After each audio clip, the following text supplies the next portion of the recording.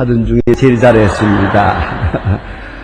그도 그럴 것은 제가 좋아하는 그 찬송을 불렀기 때문에 레파토리가 더 좋았습니다. 대단히 감사합니다.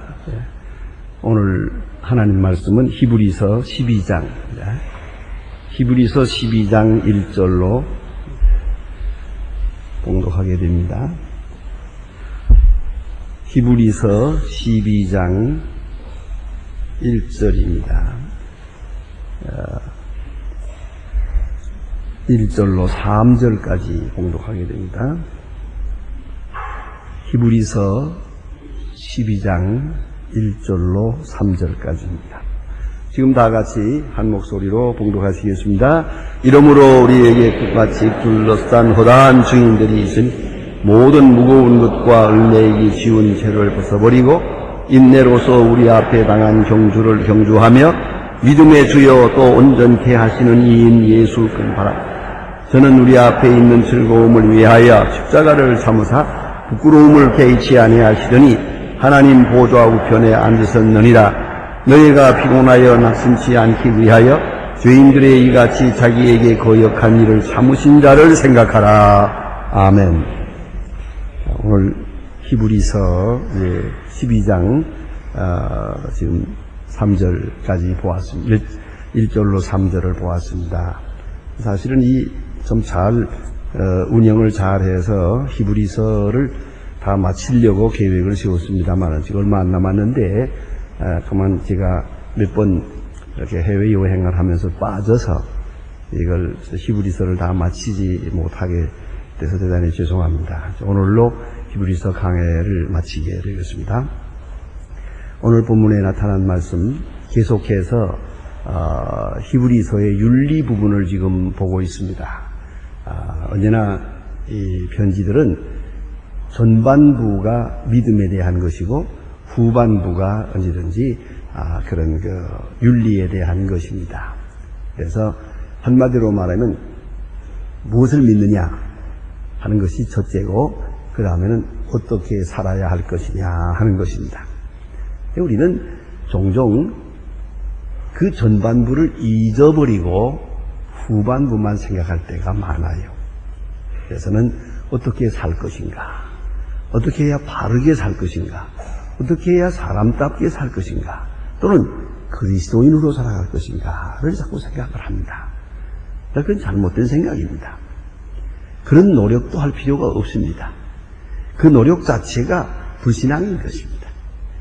또 다르게 신학적으로 말하면 그것은 율법주의요, 인본주의입니다.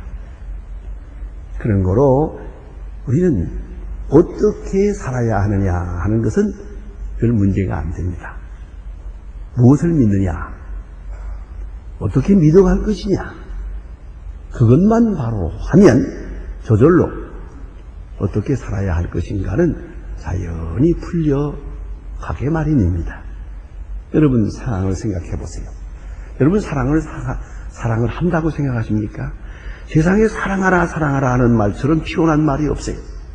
제가 차를 타고 가다 보니까 어느 미국에서 가다가 혼자서 실컷 웃었는데요. 차를 몰고 가다 보니까 어떤 그 크게 써붙였는데 Love your wife, 당신의 아내를 사랑하라 하고 써붙였더라고요. 내가 정신 나간 놈, 누군 사랑해야 될 줄 모르나? 만나기만 하면 미운 걸 어떡하나? 그렇잖아요.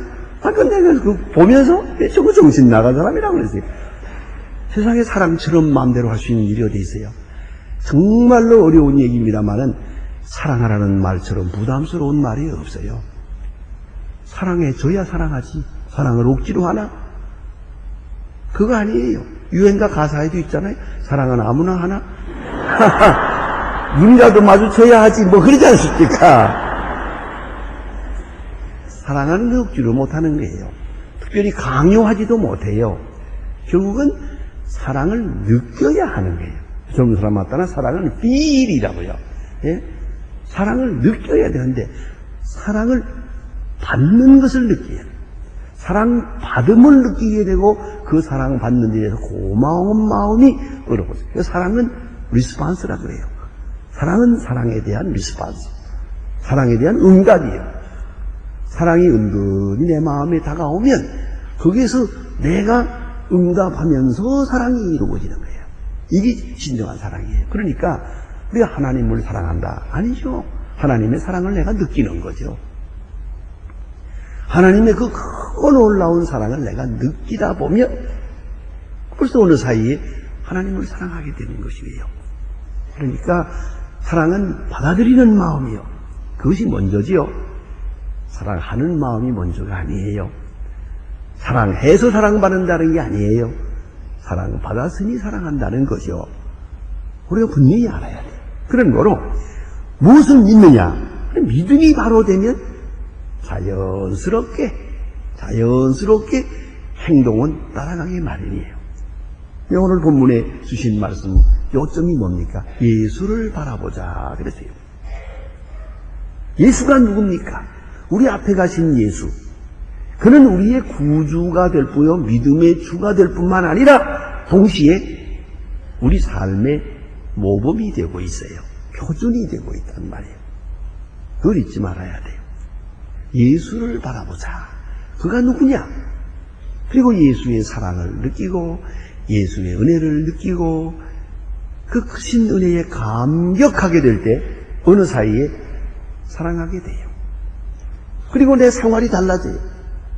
얼굴빛도 달라져요. 말씨도 달라져요. 자연스럽게 이게 바로 신앙생활이라는 것이에요. 오늘 본문에는 이것을 하나의 상징적으로 아주 좋은 비유를 들어서 말해요. 난 이 성경을 볼 때마다 늘 감동하는 것은 성경은 이렇게 구체적으로 말한다는 데 매력이 있어요. 뭐든 철학적으로 어려운 말로 수상적으로 말하잖아요. 딱 예를 들어서 말합니다. 이거 보라. 이거 보라. 경주자와 같다. 근데 경주자라고 하면 우리가 다 알기 쉽잖아요. 우리 신앙생활은 마치 경기장에 나가선 경기하는 사람과 같다. 다른 말로 말하면 올림픽 선수와 같다. 그 말이에요. 옛날의 경기라는 것은 크게 나누어서 두 가지가 있었어요. 하나가 달리기, 또 하나가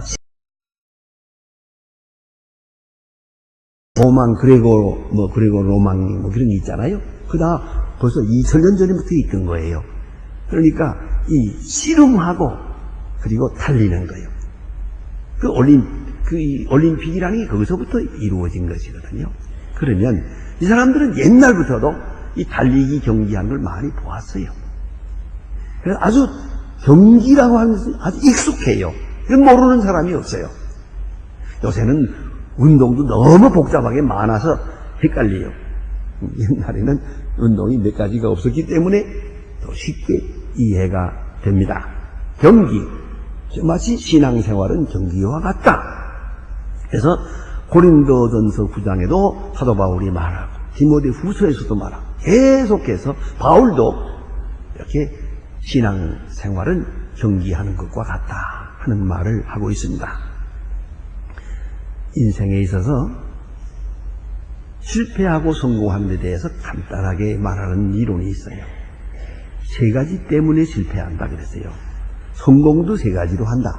첫째가 목적이에요. 목적을 바로 세워야 한다. 목적이 가치관을 주니까요. 바른 목적, 뚜렷한 목적, 얼마큼? 위하여 죽어도 좋다 하는 목적. 중도에서 끝나도 좋다. 이런 목적이래야 돼요. 그런 확실한 목적을 가지고 살면 그 성공이 옵니다. 공부를 해도 목적이 있게 해야 되고 장사를 해도 목적을 있어서 해야지. 막연하게 무조건 돈만 번다. 이건 미련한 짓이에요. 아니요. 무엇을 위해서 돈을 버는가? 목적이 분명해야 된다 하는 것이고요. 그 다음에는 뭐니 해도 상황 판단을 잘해야 돼요. 자기를 알아요. 자기 주제를 알아요. 상황을 알고 자기를 알고. 그리고 내가 해야 할 일인가? 내가 할 수 있는 일인가? 그걸 알아야죠. 남 좋다고 나도 따라가고 남 한다고 나도 하고 그건 안 되는 거죠. 내가 누구냐? 자기 정치에 자기 능력의 한계를 똑바로 알아야 돼요. 근데 세 번째는 이제 얼마나 최선을 다했느냐 그거예요. 소원은 있는데 소원에 따르는 노력은 없어요. 욕심은 많은데 욕심에 따르는 행동이 없어요. 그러면 안 되죠. 또 좋은 일을 하겠다고 했다면 거기에 따른 연구도 있어야 되고 공부도 있어야 되고 능력도 있어야 되고 기술도 있어야 될 거란 말이에요. 이런 건 안 하고 그냥 막연하게 되어지기만 바란다면 보나마나 성공할 수가 없는 거죠. 그런데 운동 경기자라고 하면은 첫째로 중요한 게 목적이에요. 왜 하느냐는 거죠.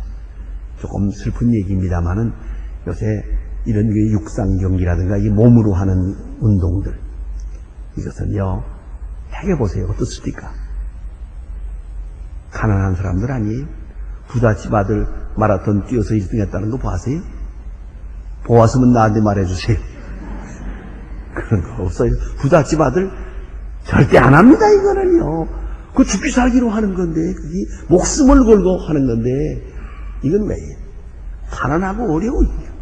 이것만 하면 그래도 우리 가정 전체의 팔자가 핀다. 나도 살고 부모도 살고.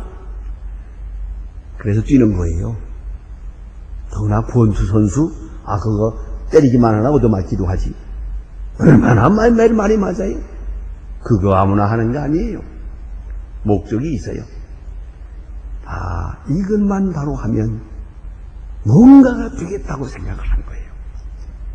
그래서 가난하고 어려운 사람들이 하찮은 것 같아도 이것을 통해서 생을 바로 세우겠다고 하는 목적이 있어요.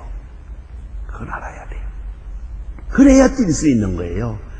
부잣집 아들 사흘 뛰고 그만둬요. 그 힘든 걸 왜 뛰어요? 이걸 해야만 살 수가 있다. 이거 뛰는 거죠.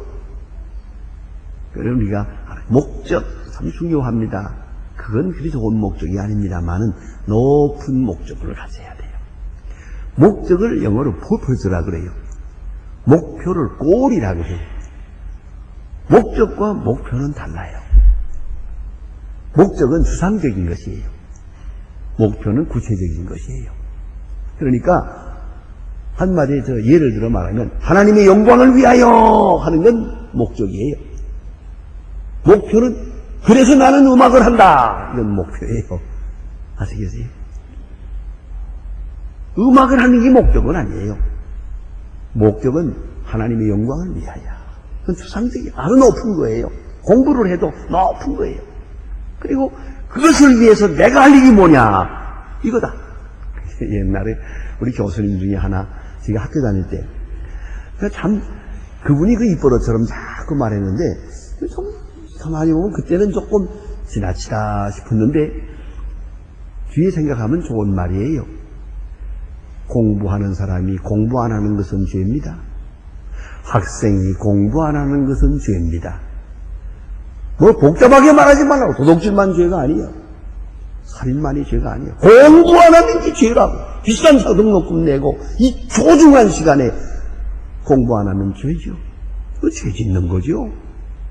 그렇게 늘 강조했었어요. 근데 우리 학생들은 생각할 때 뭐 좀 지나치다. 뭐 공부해야만 사나. 뭐 그러긴 했지만은 생각하면 옳은 말이에요. 공부할 사람이 공부 안 하면 그 죄 짓는 거죠. 그와 같이 목표가 있어야 돼요. 목적에 따르는 목표가 있어야 돼요. 그러면 목적은 무엇입니까? 하나님의 영광이에요. 목표는 뭐예요? 그리스도예요. 그리스도가 우리 앞에 있잖아요. 그래서 세상에 오신 거예요. 예수님은 하나님이면서 사람이요. 하나님이기에 우리 죄를 사하시고 우리를 구원하시고 사람이기에 우리의 생의 길을 인도하시는 거예요. 우리의 삶의 길을 인도하세요. 이걸 잊지 말아야 됩니다. 그래서 우리는 그리스도를 목표로 해서 뛰어야 됩니다. 자, 운동한 다음에 생각해 보세요. 목표를 딱 세워놓고 뛰는 거 아닙니까? 그 목표를 향해서 뛰어야지. 뛰다 말고 이리 갈까 저리 갈까 하는 사람이 있다면 얼마나 어리석어요. 그렇잖아요. 그래 마라톤 선수들은 좀 일찍 가가지고 그 뛰는 코스를 다 자동차 타고 달려보잖아요. 이렇게 갈 때 이렇게 돌아올 거다. 미리 다 알고 목표를 분명히 하고 표대를 향해서 다니는 것이죠. 도마스 아퀴나스가 하나님 앞에 간절히 기도하고 명상할 때 하나님께서 그에게 천사를 통해 말씀하셨다고 그래요. 자, 그러니 너 이렇게 열심히 기도하는데, 근데 한마디로 내 소원이 뭐냐? 그렇게 한 며칠 동안씩은 기도하는데 그 소원이 뭐냐? 한마디만 말해다오. 그가 대답한 유명한 말이 있어요. 저는 어떤 다른 책을 읽다가 책 중에서 이 문장을 발견하고 한참 생각해 보았습니다. 이걸 잊어버리지 않습니다. I want nothing but Christ. I want nothing but Christ. 그리스도 외에 바라는 것이 없습니다. 그리스도만 원합니다. 그래서 유명한 그리스도를 닮아서라고 하는 책이 나옵니다. 자, 그리스도로만 소원이요. 더 바라는 게 없어요. 그리스도를 알고 싶습니다. 그리스도를 만나고 싶습니다. 그리스도의 가신 길을 따라가고 싶습니다. 내 소원은 오직 그리스도. 아주 귀중한 대답으로 남아 있습니다. 자, 이렇게 목적이 있고 운동의 목표가 있어야 돼요. 따라서 그 다음 문제가 뭡니까? 자기 관리가 있어야 돼요. 사도 바울은 이 문제를 가르쳐서 고린도 전서에서 말합니다. 이 길을 다투는 자마다 절제한다 그러세요. 절제, 셀프 컨트롤이 필요해요. 여러분, 자기를 다스릴 줄 알아야 돼요. 자기. 이거 모르면 안 되죠. 그래서 보세요. 운동하는 사람들이 마음대로 자는 줄 아세요? 마음대로 먹는 줄 아세요? 그래가지고 운동 못해요. 이걸 아셔야 돼요. 자기 관리를 해야 돼요. 무엇이 몸에 좋은지, 무엇이 몸에 나쁜지. 자, 언제 자야 하고 언제 일어나야 하는지. 그렇잖아요. 이거 하나 컨트롤 못하면 바랄 거 없어요. 그 사람에게서 뭘 바라겠어요? 자기 몸을 다스려야 돼요. 특별히 자기 욕망을 다스려야 돼요. 저는 오래전 얘기인데 내가 이러면 안 되겠습니다. 누구라고 하나 갔는데 그때 권투가 한참 유행할 때예요. 그래서 그 세계 챔피언이 됐어요. 그래가지고 첫 번 방어전을 일본 가서 했어요. 근데 그게 어렵게 얻은 챔피언십을 일본 가서 그냥 한 번에 빼앗기고 말았어요. KO 당해가지고 돌아왔어요. 창피스럽게. 그래서 비행장에 돌아오는 게 사진으로 나왔는데 고래서 이렇게 하고 들어오더라고요. 그런데 그 신문에 딱 뭐라고 났느냐? 그날 저녁에 술 먹었대요.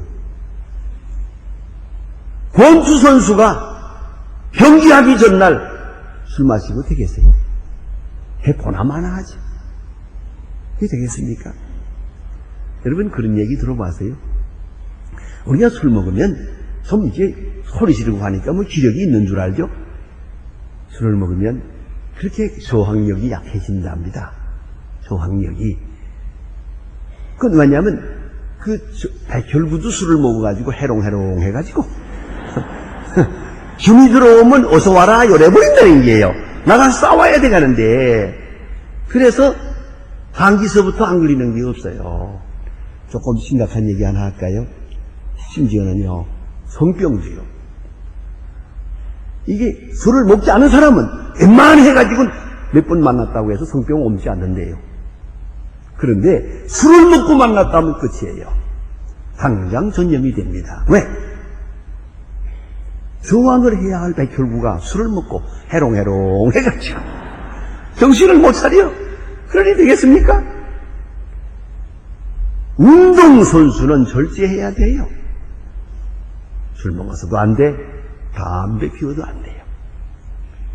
이 공허를 나는 비행사, 이 비행기를 타고 높이 올라가는 사람들 있죠? 절대 담배 피우면 안 돼요. 담배 피우는 사람은 높이 올라가면 정신이 획 돌아버려요. 그건 거꾸로 떨어지는 거예요. 그만큼 담배는 사람 약하게 만들어요. 그러니까 담배도 안 돼, 술도 안 돼, 지금 여자도 안 돼, 밤을 새워도 안 돼. 얼마나 엄합니까 이걸. 자기를 다스려야 돼요. 그래서 자기 능력의 한계점에까지 도달해야 되거든요. 그래야 이길 수 있는 것입니다. 그래서 자기 관리 능력이 있어야 돼요. 특별히 자기 마음까지 관리해야 돼요. 나를 버리고 가는 애인에 대해서 뭐 눈물깨나 흘리고 뭐 어쩌고 화를 내고 이래가지고는 안 되는 거죠. 마음이 평안해야 되거든요. 마음이 자유로워야 된단 말이에요. 근데 이 모든 것이 중요하고 그다가 하나 더 있어요. 기본값은 타임 매니지먼트예요. 시간 관리를 잘해야 돼요. 피터 드루커의 말에서는 시간 관리는 곧 생명 관리라고 해요. 시간은 조장하지도 못해요. 시간은 대체할 수도 없어요. 이미 있는 시간 요것뿐이요. 자, 그렇잖아요. 운동선수에게 연습할 수 있는 시간이 요거밖에 없어요. 뛸 시간도 요거밖에 없어요. 요 시간 안에 요걸 관리를 잘 해야 돼요. 최선의 훈련을 해야 되고 최선으로 그 의미를 극대화해야 되어 나가야 한단 말이에요. 아주 그 시간 안에 꽉차게 해야 되거든요. 허술해지면 지는 거죠. 가끔 그 권투하는 걸 제가 보기를 좋아하는데 제가 텔레비에서 권투하는 걸 보면 제 비서도 옆에 있다가 목사님은 이렇게 때리는 걸 좋아해요. 그래요. 그러니까 내가 목사니까 누구 때리지 못하니까 남 때리는 거라도 봐야지. 그럽니다만은 그렇게 때리는 게 그게 의미가 있어요. 가만히 해설하는 거 들어보면요. 얼마나 힘이 들어가지고 마지막엔 종 치는 것만 기다려요. 수더러 이러지 않죠. 끌어안고 막 그래요. 그때 해설하는 사람이 한마디 해요. 지금은 정신이 하나도 없습니다. 연습량의 정비례 합니다. 그래요. 지금 제 힘으로 뛰는 게 아니라 연습량. 이렇게 한 사람은 계속 그거 하는 거야. 이건 연습량의 정비례 하는 거예요. 이제 무슨 뭘 보고 치는 게 아니라는 거예요. 그렇게 연습해서 그 연습량대로 그대로 나가는 것이다. 자, 그러니 운동선수는 자기 능력을 최대한 하고 시간 관리 잘 해야 되는 게예요. 그리고야 가능한 것이다. 오늘 본문에 자세히 보면은 당한 경주를 경주하며 앞에 당한 경주, 다시 말하면 주어진 경주예요. 내가 선택하는 게 아니에요. 딱 나서면은 정해진 코스가 있어요. 내 마음대로 가시자로 뛰는 게 아니잖아요. 정해진 코스대로 뛰는 거예요. 또한 오늘 본문에 보면 중요한 말씀이 있어요. 자, 보세요. 구름같이 둘러싼 허다한 증인들이 있으니 구경꾼이 많아요. 자, 여기 성원자가 많아요. 아는 사람이 지켜보고 있어요. 마치 운동장에서 뛰는 사람 하나를 위해 수만 명이 지켜보고 있어요. 유치원 학생, 국민학교 1학년들 가서 뛸 때 보면은 그 운동장에 생전 처음 나가서 뛸 때, 이놈이 뛸 때 목표를 향해서 뛰어야 되는 뛰다 말고 엄마! 그러고 뛰잖아요. 엄마가 나를 보고 있겠지. 이 생각하는 동안 벌써 3등으로 떨어졌어요. 목표만 보고 뛰어야 되는데, 그러나 잊지 말아야 돼요. 아버지, 어머니가 나를 지켜보고 있다 하는 그 마음이 여기 있어요. 그리고 뛰는 거예요. 그와 같이 구름과 같이 허다한 증인, 굉장히 형이상학적인 말씀이죠. 하늘에 영들이 있어요. 주님이 계시고 먼저 가신 우리 믿음의 조상들이 다 지켜보고 있어요. 지금 내려다보고 있는 거예요. 내가 어디로 가다가 실수하든가 잘못 갈 때 얼마나 걱정을 하시겠어요. 저러면 안 되는데 구름과 같이 허다한 증인이 지켜보고 있어요. 깊이 생각해 보셔야죠. 제가 어떤 데 택시를 타고 보니까 택시 운전사 앞에 가족 사진이 있어요. 자기와 자기 부인과 아이 둘과 어린애들 사진 이렇게 찍은 거예요. 근데 내가 다 알면서도 물어봤죠. 기사 양반, 그 앞에 사진이 이거 뭐 왜 갖다 놓은 거요? 했더니 저는 이 사진을 볼 때마다 운전을 조심합니다. 내가 삐걱하면 과부 하나 고아 둘 시작해요. 내가 한번 실수하면 과부 하나 고아 둘 나옵니다. 안 그래요? 그래서 조심합니다. 그래서 내가 이걸 화가 나서 예시장 하려다가도 안 되지, 과부 하나 고아 둘. 그래서 조심한다고. 그래서 사진을 여기다 놓고 간다고. 그게 바로 허다한 증인이에요. 그렇지 않습니까? 예. 특별히 여러분 성경에 보면 스데반이 순교할 때 예수님이 지켜보지 않습니까? 하늘 보좌에서 내려다보고 서서 스데반아 어서 올라오너라 지켜보고 있잖아요. 그 예수를 스데반이 쳐다보고 있지 않습니까? 눈과 눈이 마주칠 때 그는 천사의 얼굴이 됩니다. 자, 스데반의 순교를 지켜보고 계시는 예수님, 그 예수님을 바라보고 그 예수님을 의식하면서 순교한 거예요. 잊지 말아야 돼요.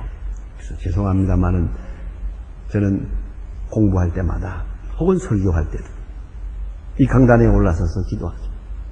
꼭 제가 기도 한마디 다른 사람 안 하는 기도를 해요.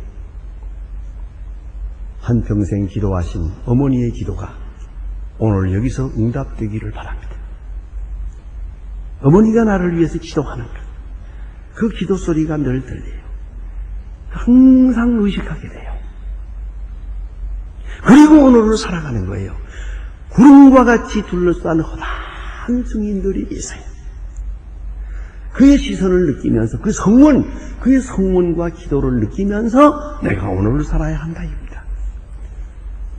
그리고 오늘 본문에 보니 또 중요한 교훈이 있어요. 무거운 것과 얽매이기 쉬운 모든 죄를 벗어버리고 핸디캡을 알아야 돼. 거추장스러운 게 있어서는 안 돼. 운동선수는 간단하게 해야 돼. 오래전 얘기입니다만은 제가 이제 처갓집에서 앨범을 좀 보았어요. 오래전에 보았더니 거기에 장모님께서 이화여고 다니실 때 농구선수였대요. 그 초창기에. 그런데 농구는 가르쳐야 가는데 귀한 집 딸들 그 허벅지 내놓을 수가 없죠. 그 팔도 내놓을 수가 없죠. 그러니까 꼭 잠옷 같은 걸 입었더만요. 그래가지고 손목 매고 발목 매고 이렇게 헐렁하니 이렇게 하고 농구를 했더라고요. 그 몸을 보여줄 수가 없으니까. 귀한 집 딸들 그러면 시집 못 가지요. 그렇게 하고서 농구를 했더라고요. 그래서 내가 이렇게 하고서 뛸 수 있었습니까? 그러니까 어지간히 거추장스러웠지. 그러나 어떡하나? 그럴 수밖에 없었지. 그런 얘기를 듣고 좌우간 옛날 선교사들이 참 고생했겠다 그런 생각을 했습니다. 그런데 자, 운동하는 사람은 어떻습니까? 밤이야 보든 말든 그저 얼마나 간단하게 입어요. 그렇잖아요. 몸에 딱 붙는 옷을 입고 다 내놓고 정말 창피한 정도로 간단하게 입고 그렇게 뛰잖아요. 왜? 달리는데 방해되는 건 뭐든지 다 제거해야 되니까 말이죠. 자, 무거운 것과 얽매이기 쉬운 죄책, 가책의식, 조직의식, 허물 이런 것들 다 벗어버리고 이것이 여기 남아있으면 자유로운 몸이 될 수가 없어요. 자유롭게 행동할 수가 없어요. 누구나 장단점이 있습니다. 그러나 분명히 알 것은 자기 핸디캡을 알아야 하고 자기 핸디캡을 깨끗이 제해버리고 언제나 자유로운 영이어야 돼요. 깨끗하고 맑은 심령으로 경주장에 뛰어야 한다 하는 말씀이에요. 오래전에 읽은 책에서 그런 걸 보았어요. 도나스의 유래 그런 제목으로 꽁트가 써있는 걸 보았는데요. 어떤 홀로 된 어머니가 아들 하나를 데리고 살았는데 걔가 꼭 빵을 만들어주면 그냥 빵은 좋아 안 하고 어머니는 그 빵을 맛있게 해주고 싶은데 기름에 튀긴 빵만 좋아한대요. 빵을 만들어서 찌는 것이 아니고 굽는 것도 아니고 기름에다 이렇게 튀겨주면 좋아하는데 튀겨서 본죽은 가운데가 늘 설어요. 선 밀가루를 먹으면 배탈이 나요.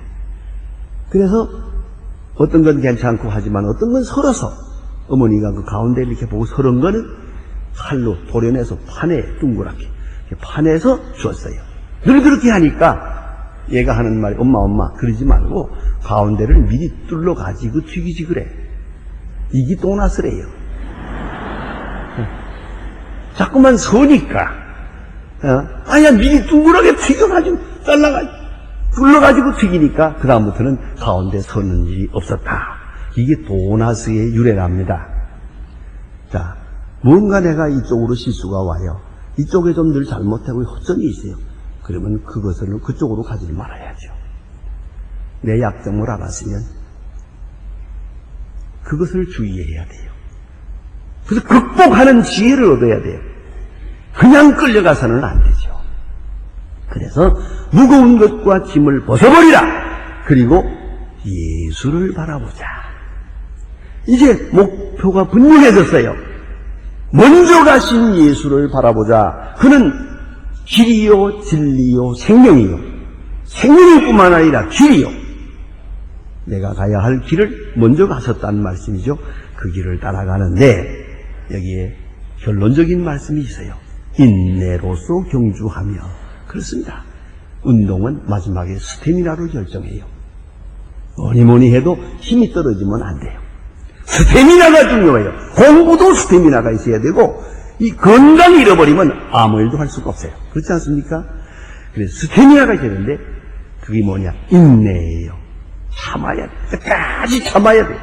그래서 예수님 유명한 말씀 하셨죠? 이것까지 참으라. 이것까지 참으라. 자, 가룟 유다가 예수님 앞에 와서 선생님이요 안녕하십니까 하고 이거 입을 맞추려고 할 때 그 기가 막히죠. 옆에서 칼을 뽑아가지고 목을 치려고 하는 그런 순간 예수님이 하신 말씀이에요. 이것까지 참으라. 이것까지 참으라. 그렇게 참아야 이길 수 있는 것이요. 뿐만 아니라 성경은 이렇게 말해요. 십자가를 참으사. 십자가를 참으사. 예수님은 십자가를 참으세요. 그럼 감히 누가 못 참겠다는 말을 할 수 있겠어요? 사람이 죽을 때 세 가지 후회를 한다고 해요. 하나가 베풀지 못한 것. 하나는 좀 더 즐길 수 있었는데 내가 왜 걱정하며 살았나? 세 번째는 좀 더 참았으면 좋았을걸. 못 참은 데 대한 후회가 많아요. 예수님은 십자가를 참았어요. 그리고 영광을 얻으셨습니다. 그런 거로 오늘 성경은 말하기를 예수를 바라보자. 열심히 바라볼 것이요. 먼저 가신 예수를 바라보고 십자가를 지신 예수를 바라볼 것이요. 그러면 능력도 얻고 지혜도 얻고 인내력도 얻고 스태미나도 얻을 수 있는 것이에요. 광고인들의 축제인 칸 광고제라고 있어요. 제43회 광고제에 있어서 CF 부문에서 골드 라이온, 소위 황금사자상을 받은 특별 작품이 있습니다. 너무나 재미있는 간단한 얘기 말씀을 드립니다. 황금사자상을 받은 이 특상을 받은 광고는 불과 30초밖에 안 돼요. 30초짜리 광고인데 조그만 어린아이가 그네를 타고 있어요. 그네를 타는데 그네가 앞으로 갔다가 뒤로 왔다 그러는데 기분이 나빠요. 앞으로 갔다가 뒤로 왔다. 이거 30초 동안 하는 거예요. 광고는 끝이에요. 그럼 왜 이 광고가 있냐? 마지막 장면에 가서 얘가 앞으로 갈 때는 이렇게 담 너머로 맥도날드 햄버거 집이 보여요. 그럼 활짝 웃고 뒤로 가면 안 보이니까 얼굴이 상하고 맥도날드 광고하는 거예요 이게. 자, 아이들에겐 빵집만 하나 보여도 이렇게 얼굴이 좋아지는데 그게 얼마나 단순한 마음이에요. 똑같이 우리가 세상 사는 거 어려운 것 같아도 예수님만 바라보고 예수님이 나를 보신다는 걸 보고 그가 나를 기다린다는 것을 보게 되면 힘이 솟아나는 것이에요. 그런 거로 예수를 바라보자. 기도하십니다.